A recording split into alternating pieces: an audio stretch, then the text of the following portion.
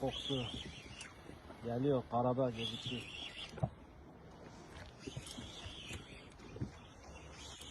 Evet.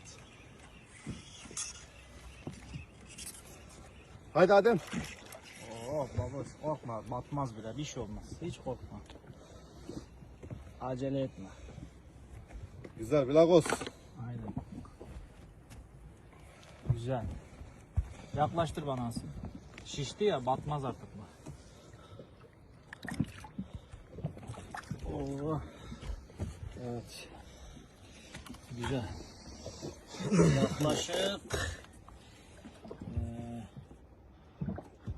3,5 var. 3,5-4'e yakın.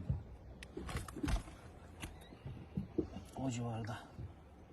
Ele sağlık. 3-4 kilo arası. Ele sağlık. Eline sağlık kızım. Eyvallah Bereketli kızım. olsun. Herkese rastgele. Eyvallah.